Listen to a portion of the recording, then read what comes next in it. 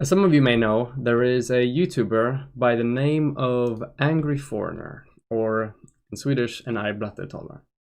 And what he does is far-right content in relation to Sweden, and particularly he likes talking a lot about immigration. And in this video, I'm going to be go over one of his videos. It's one of his more recent videos. Tourists are unsafe in Sweden, and going through a bit of rebuttal and a few issues that I find with the video. And there are quite a few of them. So without further ado, let's begin. A Scottish man and his girlfriend came to Stockholm for a vacation. They were only meant to stay here for 4 days, but during that time they were brutally assaulted. They checked into their hotel around 6 p.m. and went out for dinner and some beers. After a few hours they returned and were met in the hotel lobby by a migrant gang holding knives. Unbeknownst to them, this gang had been stalking them the entire time. They yelled, "Give me your watch," and the couple then froze in panic, at which point one of the muggers started stabbing and nearly disemboweled the male tourist. His injuries looked like something out of a horror movie. Okay, so starting off with this. When talking about a question such as, are tourists safe in Sweden? Throwing up one anecdote about a robbery that occurred in the capital of Sweden, in the big city, which is often all over the world, correlates to rather high levels of crime. This does not prove a point in this regard. So, for example, if I find an article about a robbery, a mugging that took place in New York, is that a good argument never to go to New York? Probably not. Just because there is, just because you can throw up a news article about a violent attack that occurs in a major city is not enough to suggest that going to the city is 100% unsafe and that you will be suffering from violent crime when you're there. This does not prove the point he's trying to make. It's an anecdote and it's meant to appeal to the emotion of his audience. The victim never gave them this watch, and perpetrators immediately fled the scene. According to the prosecutor, it is pure luck and circumstantial factors that allowed him to survive this attack. Now, the perpetrators responsible were caught due to CCTV cameras, but they only received 2 to 3 years each in prison, and they will be set free after merely 2/3 of their served sentence. So, I was going to look more into this information to see if everything he was saying about it was true. So I went to his sources, and this was his source for it. So it's this little column here. However, there's a paywall, so I can't get past it anymore. I tried to find this article on other places, so I did a reverse image search. There were no names mentioned in the free part of the article, at least, so I couldn't search for a name, but I couldn't find anything. However, what's a little bit more interesting here is the publication that he decides to get his information from. So this is a news publication called Fria Tider, which means free times in Swedish.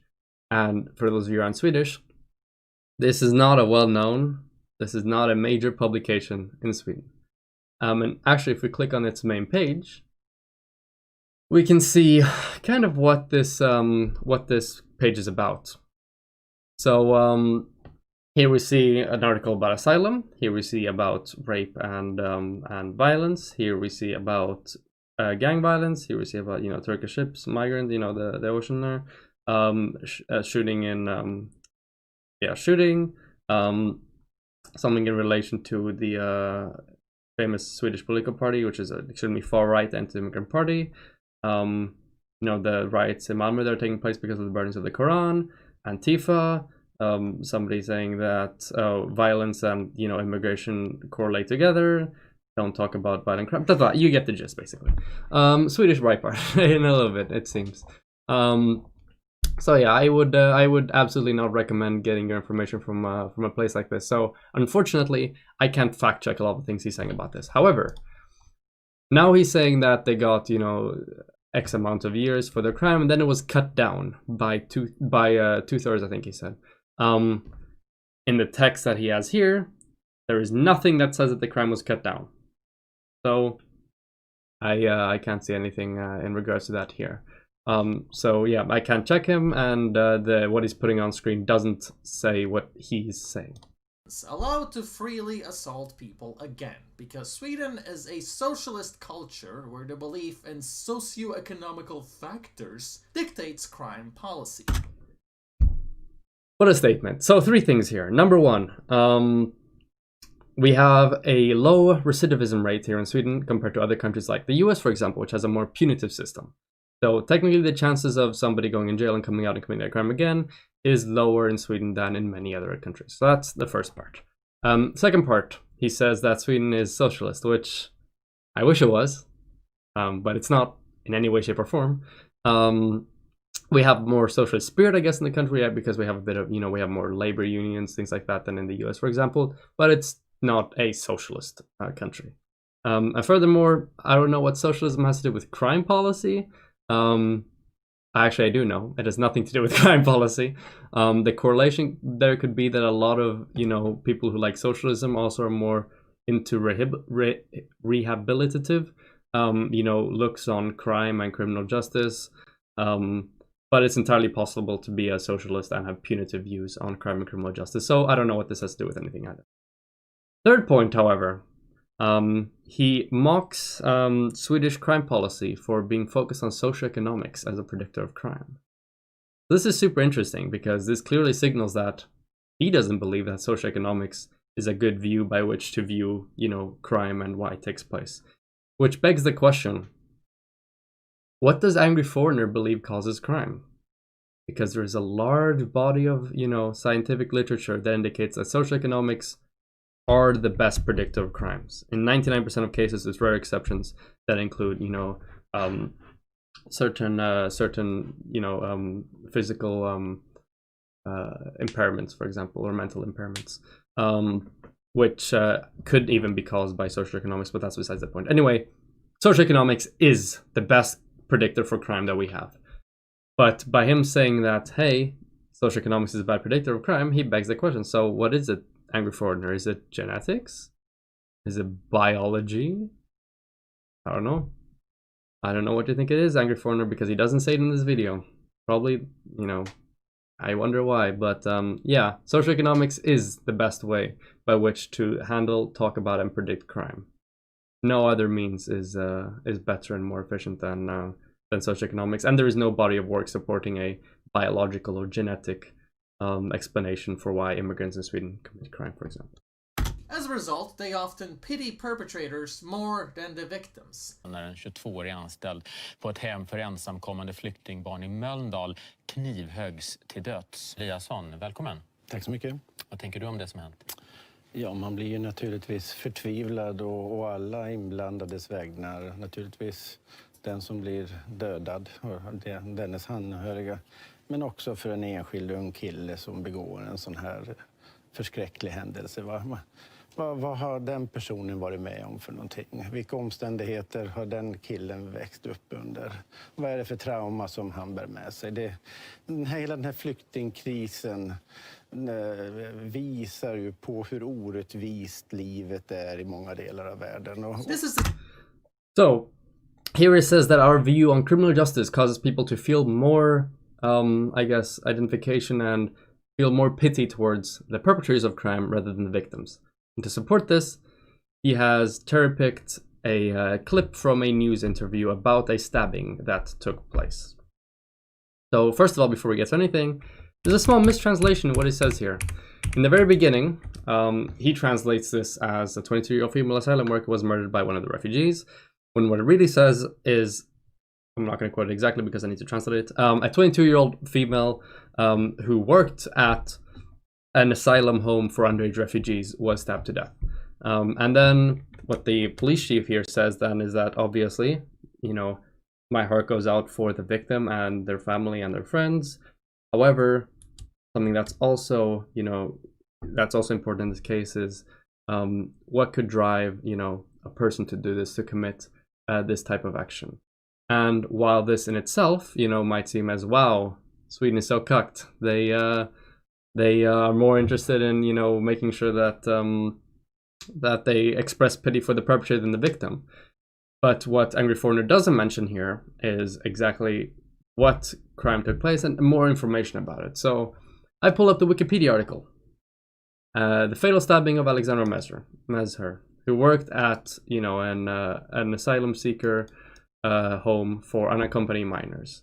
And if you look at what happened during the incident, what it says here is that it started with the suspect, the perpetrator, then attempting to commit suicide with a knife belonging to the asylum center. When Messer tried to intervene, he was stabbed, was taken to the hospital with life-threatening injuries, and then died. The perpetrator was apprehended by 2 other residents at the youth center, who overpowered the attacker and detained him until the police came here. So in this case, you had a mentally unstable man who was attempting to commit suicide. Messer intervened, and she was stabbed at the time. I do not, by any means, think that it is unreasonable to feel some pity or to want to understand what drove that young man to that point where he tried to commit suicide and also inflicted violence on the worker there. So yeah, this is a bit of a mischaracterization by Angry Foreigner here, because he cuts out a lot of the important context, which is important in a news interview like this. And he cuts it out because it feeds his narrative. Visar ju på hur orättvist livet är I många delar av världen. This is the Swedish norm as far as sentencing goes. Deportations are highly rare here, and the most horrible crimes are treated like traffic violations. Tax fraud actually gives tougher consequences here than rape. All this... So, a few things here. Number 1, no, tax fraud does not give tougher consequences than rape, unless you're cherry-picking what type of legal definitions you're using. Tax fraud for regular tax fraud is from up to 2 years in prison, if you get prison time overall. And for severe tax fraud, basically, very hard for an individual to do this, it can be 6 months to 6 years, mostly on the lower end of that, obviously. For mild cases of rape, it's 2 to 6 years. For severe cases of rape, it's 4 to 10 years. So even if we take the minor one, it's still more than the most, intense punishment for tax evasion. There's no way to spin this that feeds his narrative. This is incorrect. Furthermore, the article he puts in the background for this, in regards to saying that people never get deported even though they commit violent crime, reads like follows. Prison for rape and deportation considered both the district court and the court of appeal. So far, no weirdness. But then the Supreme Court decided to try the issue of deportation. The Justice Council states that the man has been convicted of a serious crime and that he has lived in Sweden for 8 years. It states, among other things, that if a person in Sweden has, if a person has lived in Sweden for as long as he has done, special reasons are required for deportation.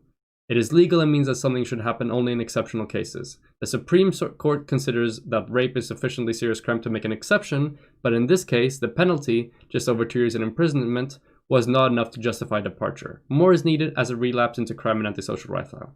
So here he says that the fact that rape was, rape is typically a serious enough crime to do that, but this time it was an exception. And it says that in order for him to be deported, he needs a relapse into crime or an antisocial lifestyle. And for someone that's lived in Sweden for 8 years, this is like half of my lifetime. I think it's reasonable to have a higher standard than somebody that came here relatively recently. But once again, a lot of this context is missed when you just flash a news article on screen and then talk over it. So personally, somebody who doesn't get deported for being here after 8 years, when it's typically something you get deported for, this is nowhere near as bad as he framed it. This is something that violent criminals show little respect for. In fact, here's an old interview from 2005. Varför begår invandrare, framförallt invandrarungdomar, mycket fler brott än svenskar? Och viktigast av allt, vad kan vi göra åt det? Question asks what's most important here. What can we do about it?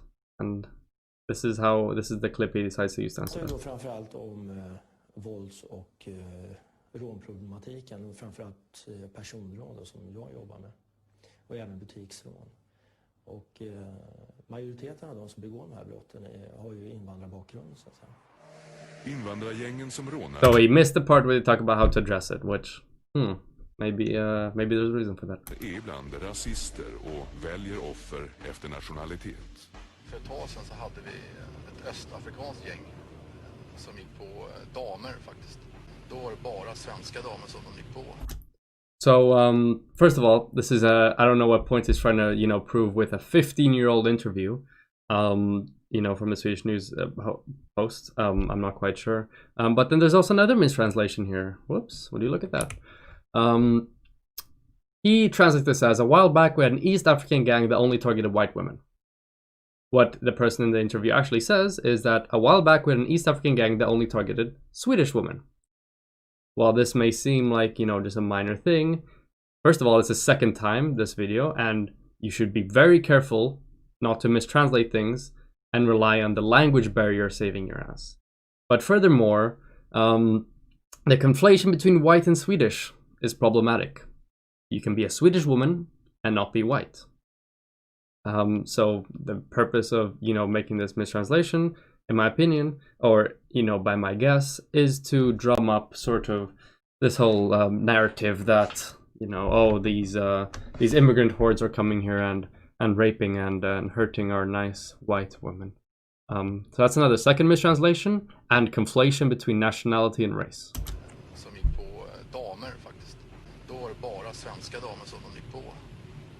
De avbröt till och med ett rån, ett personrån, när de upptäckte att det var en dam med slöja på. Så de gick inte på sina egna muslimska kvinnor. Utan det var bara svenska damer som de gick på. The rest seems to be correctly translated, but once again, one anecdote from 15 years ago, I don't know how this feeds into the broader point. Vi träffar på dem utanför T-banestationen i en av Stockholms södra förorter. De skulle kanske kunna vara vilka 16-17-åringar som helst. Men de har redan blivit straffade för grova brott. De är rånare. Jag kom nyss ut från ett 6 månaders översynsstraff.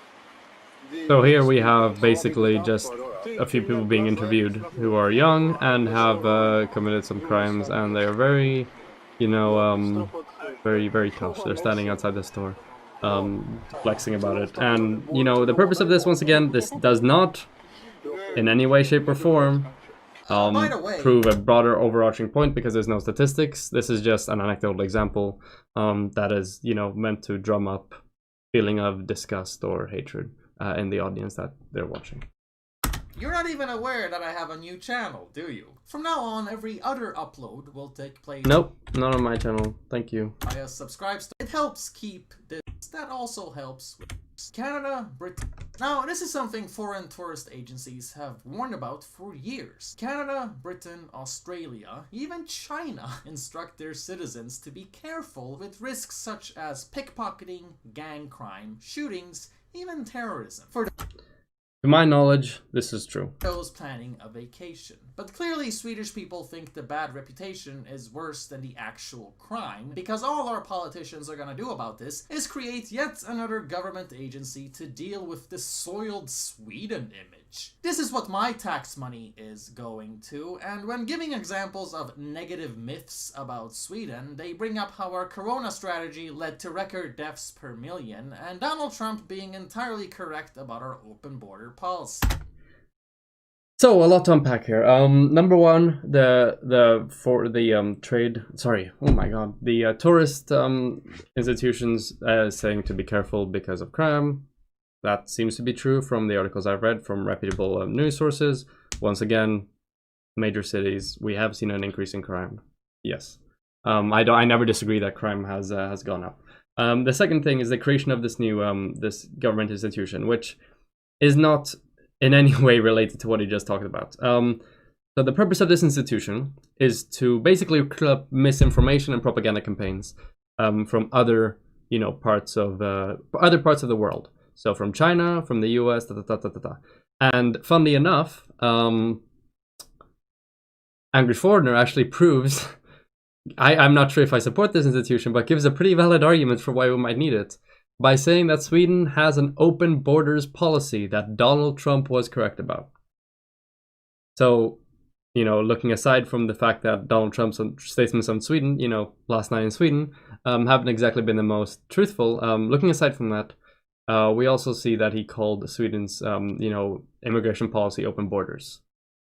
This is in no way, shape, or form true.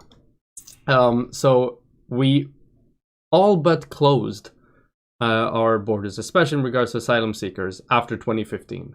So we had the spike here in 2015, and then since then we've had the same levels that we've had, you know, around, you know, early 2000s.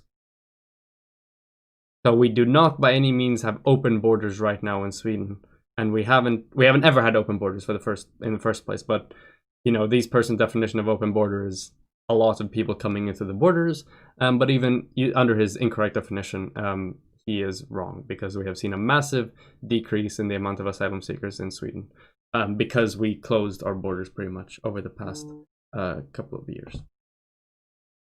Moving on. Last year we saw Donald Trump being entirely correct about our open border policies. Last year we saw a record increase in knife attacks here. By the way, Michael Brooksboy, after I finish this, if you'd like to hop on for a debate about you know, violence and immigration in Sweden, feel free to join the Discord server and send me a DM. I would love to have you on. Sweden, 1,000 of them in only a year. Quite a big number for such a small country. But when our mainstream media addresses this, they blame it on xenophobia and right-wingers. And I am left every bit as clueless as you are. So I tried to look up this information, this quote, and I couldn't find it, because whenever I searched for relevant, you know, words or anything that was in this article he showed and that was in the source document, all that ever come up on that was right-wing publications that picked up on this story and talked about it, but I couldn't find the primary source. That may be because there is no primary source, they were incorrect about the primary source, or just because I couldn't find it. That's entirely possible. But even if that, you know, was the case and they had said that, I don't believe so. First of all, because it must have been taken out of context, but second of all, there has been an increase in xenophobic hate crimes in Sweden over the past few years. There were, for example, you know, several burnings of asylum camps in Sweden. So burnings, arson attempts with the intent to murder, to kill, to engage in bodily harm. That's something that's been on a massive increase recently. But once again, I can't go into any more depth because I couldn't find the first-hand source that he's referring to, because whenever I searched for it, I would just get right-wing publications who picked up on the story rather than the actual story itself.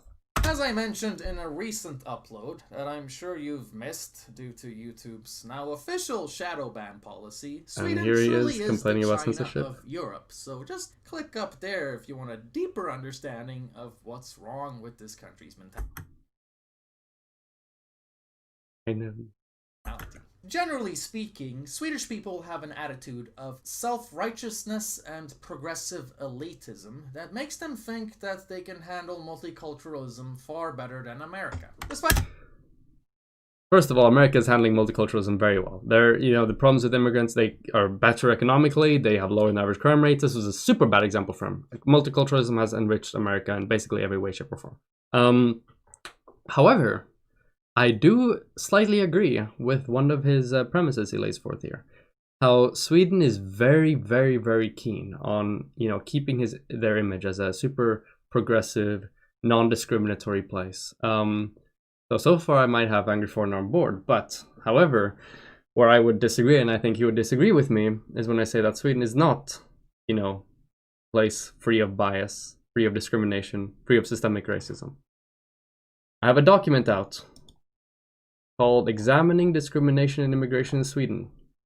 And one of the main points about it is how the very first study I put on here, the preface, talks about Sweden's view of being egalitarian, having equality of opportunity, and how it comes in the way of addressing systemic barriers, systemic discrimination, racism, and other types of bigotry, because we don't perceive that as an issue here in Sweden. So I would absolutely, you know, I would agree with Angry Foreigner that we need to look at this, you know, we need to see it as it is, and be able to address those things properly. But I'm not quite sure that's the type of interpretation Angry Foreigner wants you to take from this.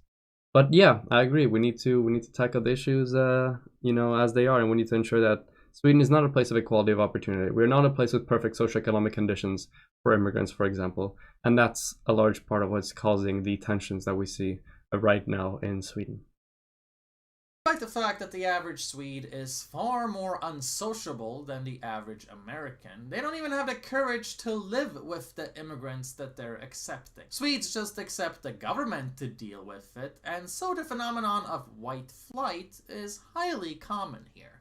Yep, this is true. White flight takes place in Sweden. And this proves his point. How? I'm very confused.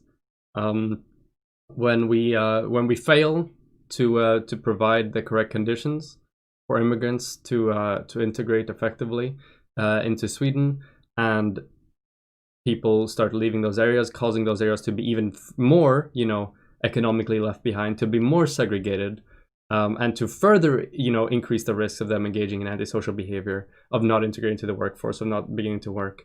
I don't see how this proves this point. This is just another reason why socioeconomic conditions encourage criminal behavior within immigrant populations. A few years back, our Department of Social Protection came out and said it's a huge problem that Sweden... Michael Brooksberg, you better send me a DM on Discord, because I'm not just going to let you just send bad things in chat forever. So if you actually want to have a conversation about it, send me a DM on Discord. Otherwise, I'm just going to mute you. Moving on. Abroad is now more associated with burning cars than Pippi Longstocking. This despite the fact that car fires have increased 300% over the past decade, so it really shows what kind of priorities are taking place with the Swedish people. Yep, I agree. We have this image of a super progressive equality of opportunity, no poor socioeconomic factors image of Sweden, and we need to have a critical examination of it, look at institutional barriers, look at issues of discrimination that we have here in Sweden in order to properly address these issues. Image matters far more than reality here, and so our politicians expect other countries to play along as human sacrifices as well, because that's what's being applied to our own population. Just recently, 2 women were attacked in downtown Once Uppsala, again, completely unprovoked, another by anecdote. migrants with hostile attitudes towards Swedes. The 2 women had husbands that weren't too far behind as they were being mercilessly beaten, but when the husbands approached to save the women, even more migrants showed up and attack the husbands as well by whipping them with their belts. Yes, he has these kinds of intermittently, crimes to are ensure now... that oh, you can't see the video. Whoops. There wasn't anything. It's just articles. But yeah. Is it should be good now, right? Yeah, okay, we're good. Yeah, another anecdote. He spreads this out throughout his video to keep the the emotional upriling from his viewers going throughout the entire video, so he can make sure that they look at this from more of an emotional perspective than a logical detachment, because as we all know, facts don't care much. So common here, the police had little more to say other than "you're lucky you weren't stabbed." In late 2019... Oh, that quote was taken out of context, by the way. I looked at a more reliable source for this case, and I could see nothing about this "you were lucky not to be stabbed." I didn't see that quote anywhere. And yeah, in this next part, there's another issue with this as well. You're lucky you weren't stabbed. In late 2019, Denmark was forced to have stricter border controls with Sweden because our crime levels are now so bad they're seeping into our neighboring countries. Really wouldn't surprise me if Denmark ends up being forced to build a wall. Quoting their prime minister, she said, "You should not be able to travel from Sweden to Denmark and place explosives in Copenhagen." End of quote. But all Sweden cares... So, to my extent, they did talk about closing the borders, but I'll have you know that Denmark isn't just sitting there, passively just doing its own thing. In fact, there is a Danish, political representative for a political party who comes to Sweden or requests permission to have political rallies here in Sweden where they burn Qurans. So he comes in here to Sweden, he burns Qurans in Sweden, and he live streams it. And he's an agitator, right? He tries to create hate, polarization, rile up people who are being who are being harassed or being targeted by these types of rallies, and then record them, and that feeds into the narrative of, oh, look at how violent and unruly all these, immigrant hordes are. When really they're here trying to, at least this person is here in Sweden trying to agitate, the population with things like going in and having xenophobic, Islamophobic speeches and burning the Quran.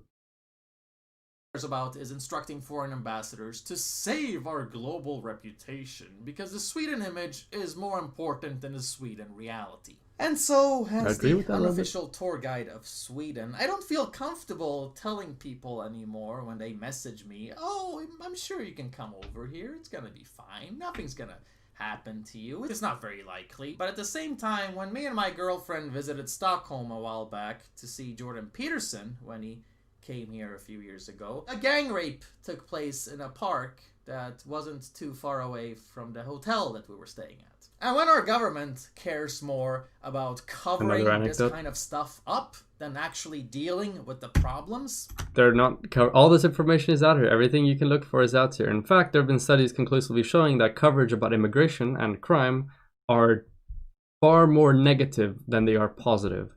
Which is something that a lot of right-wingers try to say. Oh, the media, the media is ignoring the negative parts of immigration and the crime, and they're just they're putting that away in in favor of a globalist pro-immigration narrative. When this is simply not true. Most of the media coverage on immigration and crime is negative, rather than positive. So there you go. This is another one.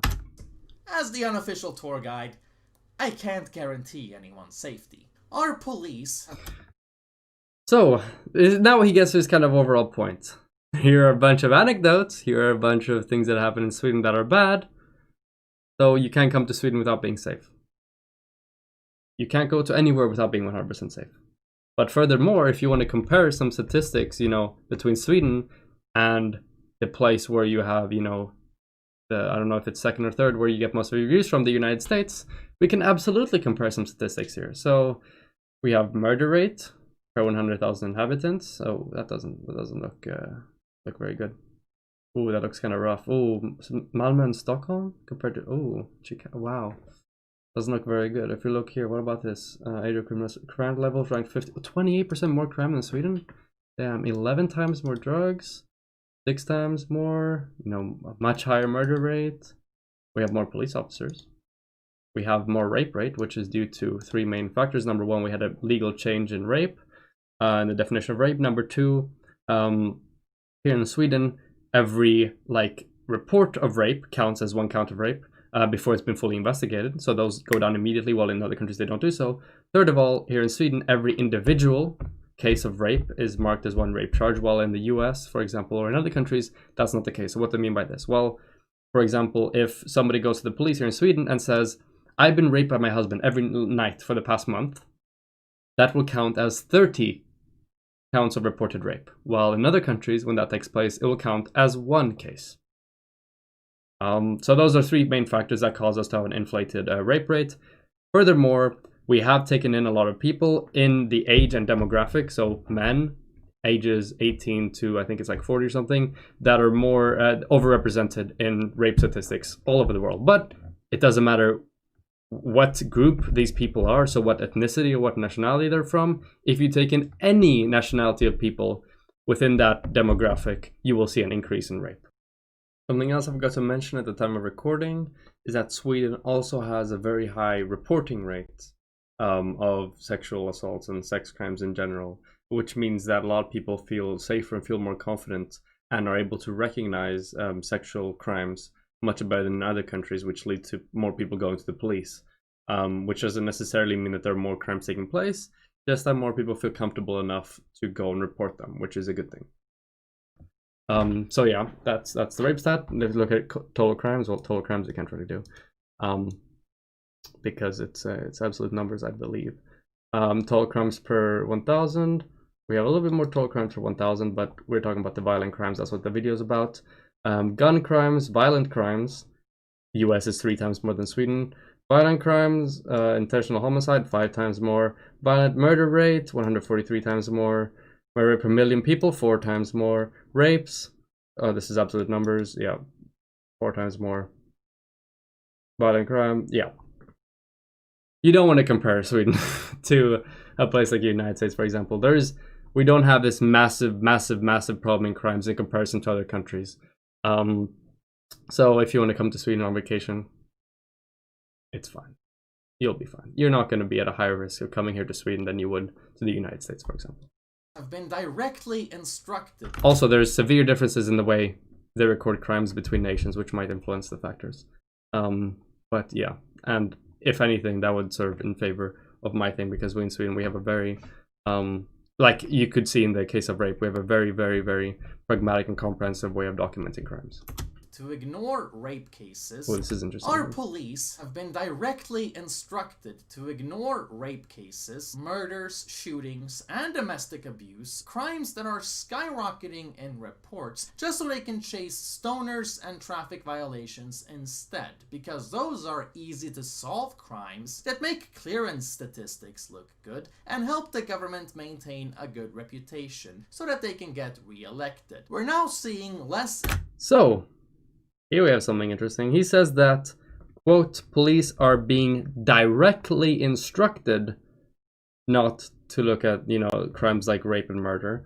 While this, to my knowledge, isn't true, and I looked at all his sources for this claim, so we go in his little thing here. Let's see here, giving over enough, increase in knives, being car fires.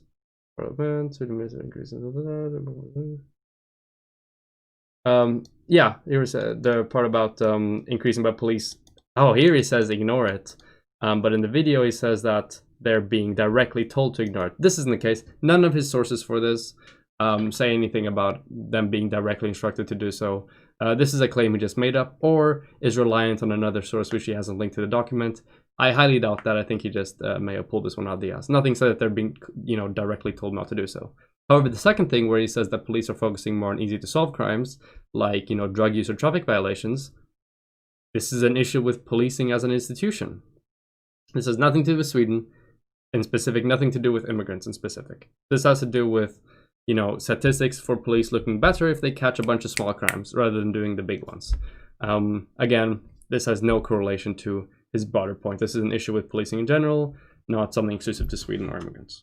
And less justice for victims of violent crimes, because our government cares more about the Sweden image than the Sweden reality. This is the definition of corruption, yet it's so normal for this country that nobody cares. Clearly, having a good Sweden image is directly harmful for other countries as well, because if they're inspired to take after our policies and what we've been doing, you're gonna see the same results. For the past years in this country, we've been seeing a police crisis, partially due to socialist bureaucracy, partially due to high levels of migration, which is radically increasing the population size and overloading infrastructure. Something I forgot to mention during the stream, and this is one of his most disgusting examples of manipulating sources for the video, is his source for the claim that police don't have time to investigate shootings in Stockholm. And his link to this is this article right here. And I'm going to read it word for word and translate it properly.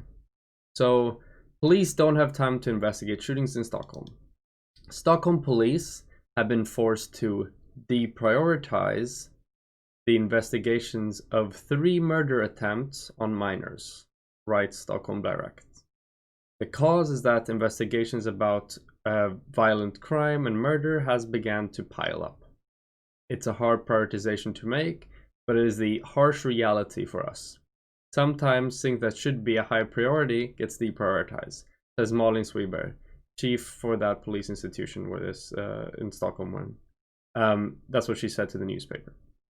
Last autumn, a 16-year-old guy from Flemingsberg, Huddinge, was injured by a gun south of Stockholm. It was part of a bloody conflict between a criminal network in Flemingsberg and a criminal network in Vårby and Alby, south of Stockholm. So, what does this article say? Well, it says that in this one case, the investigations of 3 murder attempts on minors had to be not put down, but deprioritized. Now, granted, a bit of this fault goes to this institution for having this as a headline, but once again, headlines media, this is how it works. But if you just read the headline, then it gives you the impression that no shootings are being, being investigated at any point in time. However, what's not acceptable is that Angry Foreigner actually edited this first paragraph out of his video. He has this paragraph, he has this paragraph, but he leaves out this paragraph, this very important paragraph in the middle, where it says that it was deprioritizing the investigation of 3 murder attempts on minors. Not that no shootings were being cleared up, not that there was no space for any of these, investigations to take place. And this is really disgusting. This is just editing out part of the article that doesn't fit the narrative you're trying to push. It's not like they have the situation under control here, or even care about getting the situation under control. If you look at any political discourse here in Sweden, you will know that crime and immigration is one of the major questions. We literally have one of the largest parties here in Sweden. I think it was the 3rd largest party in the last election, the Sweden Democrats, whose entire platform is immigration, crimes, and deportation. Saying that there's no talk or that people don't care about fixing it is in no way, shape, or form true.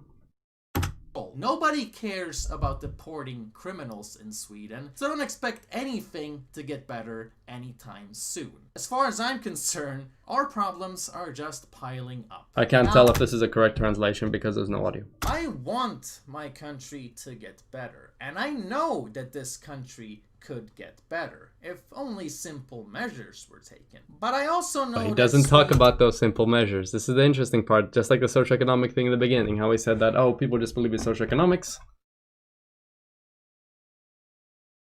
but doesn't say anything else. Same with this. Oh, we just need to take some simple measures in place.